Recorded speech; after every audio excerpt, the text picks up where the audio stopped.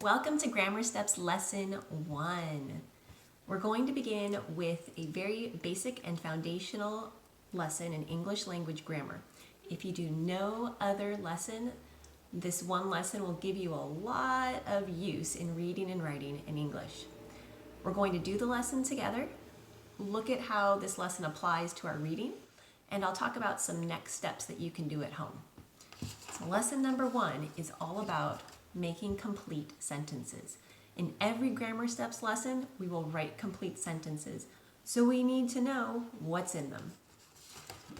So lesson number 1, our objective is to write complete sentences using a subject and a verb. To do that, we're going to learn what every sentence needs. We're going to make a list of nouns to use as subjects. And we're going to make a list of verbs. So what does every sentence need? We're going to talk about this over and over and over again, but every sentence needs 4 things. And you've probably heard of 1 and 4 quite a bit. Number 1, we need a capital letter at the beginning of our sentence. Jumping to number 4, we need some type of punctuation at the end, a period, a question mark, perhaps even an exclamation mark.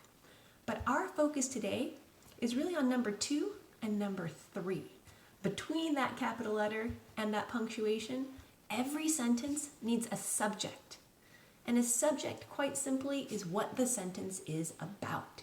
It's going to be a noun or a pronoun that tells us the main idea or the main subject of the sentence. After that, we have our verb. What is the subject doing? Or perhaps it's just a simple word that connects the subject to a description or definition about it.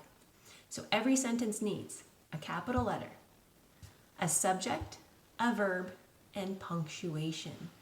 We're going to come back to this every time, so make sure you have a list that looks something like this. Other than that, you're going to need a piece of paper and something to write with. So go ahead and get a piece of paper out. I have mine ready. At the top of your paper, you're going to need 3 headings. One says subjects, one says verbs, and then one says sentences. We're going to start here with our subjects. We're going to list subjects and verbs and then make sentences from them. So for our subjects, we are looking for nouns. You've probably heard of nouns before, but let's just review. A noun could be a person, like me, a place, like home, a thing, like a marker. Or, if you're a little bit more advanced, an idea, like a dream, like peace, like love. All of those are nouns that could be subjects. For today's lesson, though, we're going to focus on nouns for our subjects that can do things. So we're thinking of living things.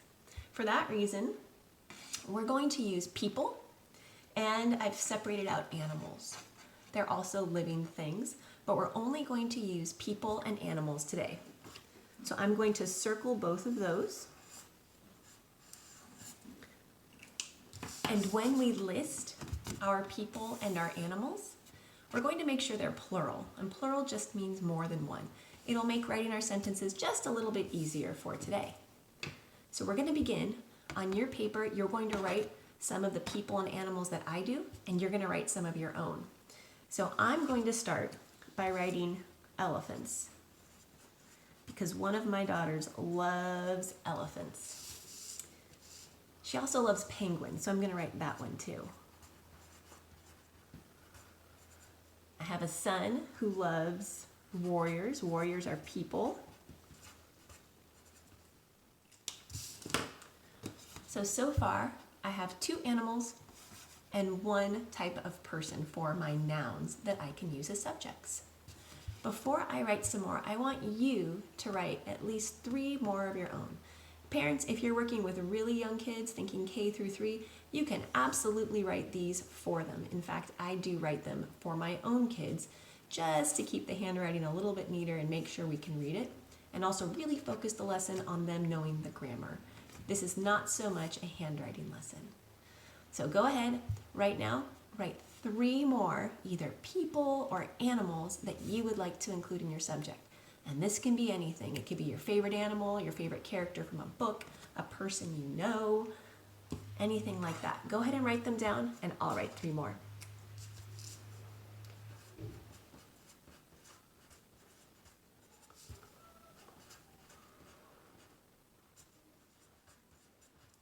Okay.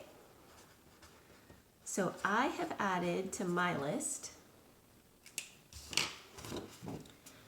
explorers, butterflies, and unicorns. Another favorite in our family.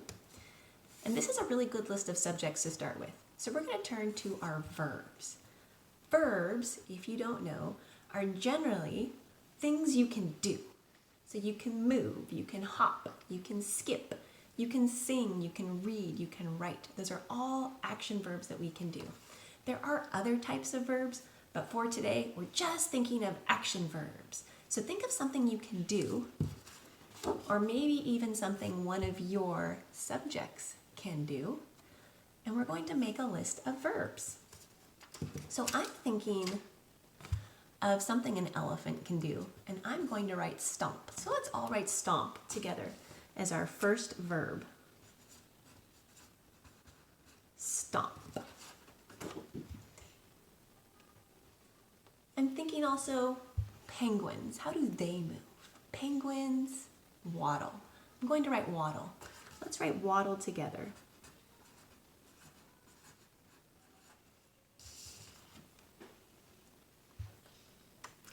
Warriors. That's a funny one, right? So warriors, what do? Well, they fight. I'm going to write fight.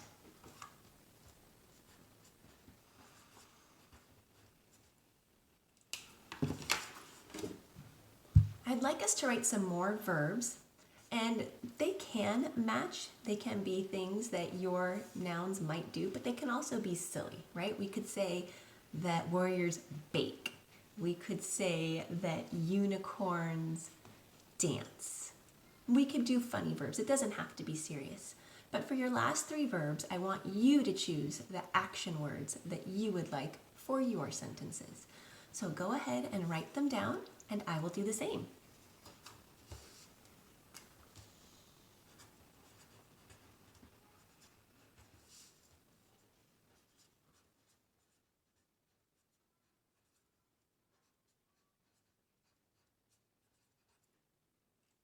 Feel free to pause if you need more time, but here are the verbs that I chose. So I chose for my last 3, vanish, sparkle, and flutter.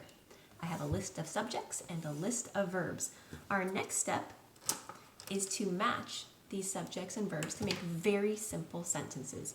Because remember, all a sentence needs is a subject and a verb.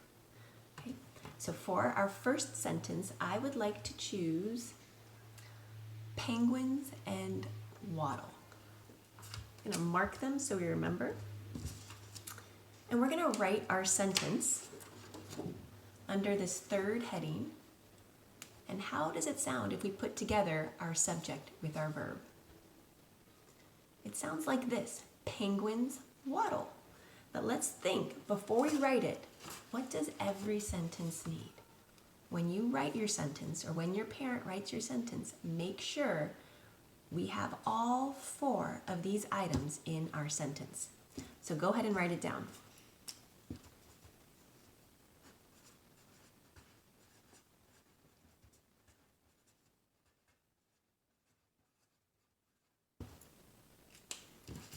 All right, here is our sentence: penguins waddle.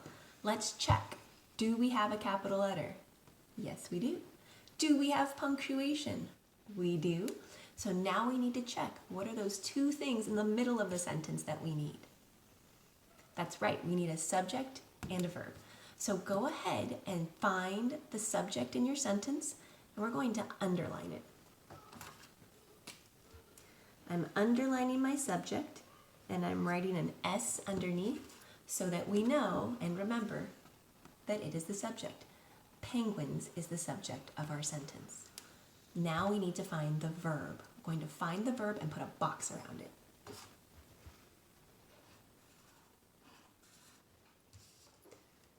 I'm also going to put a V underneath So subject and verb. We have a complete sentence, all 4 items.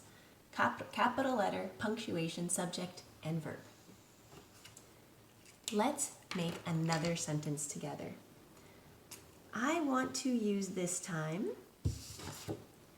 explorers and vanish. We're going to put it together and write it. Go ahead and write it on your paper and see if you can mark the subject and the verb.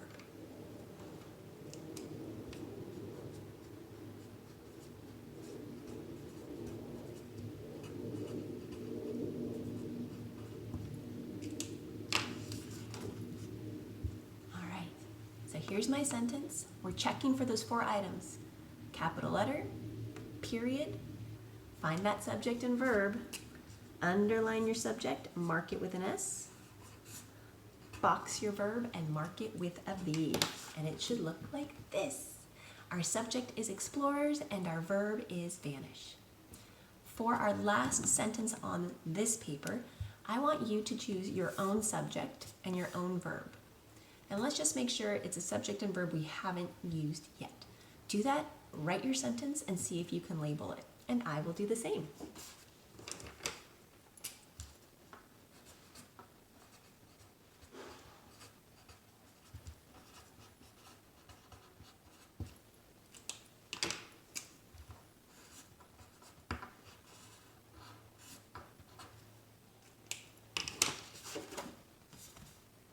All right, so I chose warriors and stomp. Warriors is my subject and stomp is my verb. Make sure your sentence is labeled the same way. And parents, at this time, if you have a student who's maybe a little bit more advanced or perhaps 4th grade and up, this is a really good time to stretch their sentence a little bit. So now that they have that subject and verb, you can ask why. Just for our purposes, I'm going to use a Post-it note so you know this is an add-on. So why do warriors stomp or explorers vanish or penguins waddle? Let's pick one. Warriors stomp, and we're going to answer that why with a because. So warriors stomp because you're going to add this to any of your sentences if you're 4th grade and up. Add this because what? And here's the trick. You're going to need another subject and verb, but this, what you wrote first, is still the main subject and verb of your sentence. So 4th grade and up or more advanced students, now's a great time to add a because. So I'm going to say warriors stomp because they scare their enemies. Okay? Because they scare their enemies. But you could have added a because to any or all of your sentences. That is the collaborative portion of our lesson. From here, students, you get to write your own sentences with your own subjects and verbs. And this is something that my kids did at home together. So my own kids did this lesson, and this is what our paper looked like. Very similar to the one that we just did together. But from here, their job and your job is now to write at least 3 sentences, and a parent can help you if you need that. Write your own sentences with subjects and verbs, and then underline the subject, box the verb. So you can see one of my kids wrote mice hop, knights hug, and penguins waddle, much like we wrote. And another one, firefighters sparkle, unicorns dig, and horses prance. So this is your assignment. You can do this every time that you write any sentence. When we write our sentences for history and science, we do the same thing. Underline the subject and box the verb. That's outside of our grammar time. Here's the other way we use it at home. When we read books, every once in a while, if I see a really good action verb, I'll ask, hey, what's the verb in this sentence and what's the subject? So let me show you a couple examples. I have a very, very early reader here. But if we have real sentences, we're going to have a subject and verb. So Matt sat, subject, verb. I would just ask my kids, hey, what's the subject in this sentence and what's the verb? And this is a great example because there's only 2 words to choose from. Another example, a little bit higher level, a science book. Science is great for action words. We have light travels to Earth in waves of electromagnetic radiation. So listen again. Light travels to Earth in waves of electromagnetic radiation. What was the subject and what was the verb? The subject was light and the verb was travels. All right, if I have some older kids out there, I want to read one more sentence for you. Ooh, this is a good one. So, heat moves from warmer things to colder things. This is from a science book. Heat moves from warmer things to colder things. What's the subject? What's the verb? If you said the subject is heat, you are correct. And if you said the verb is moves, you are correct. And that's something that you can do.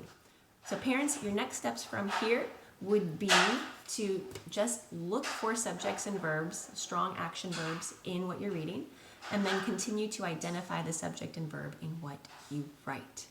Practice that for at least a couple of days before you come back for grammar steps number 2, when we'll add just the next step to our sentences. See you next time.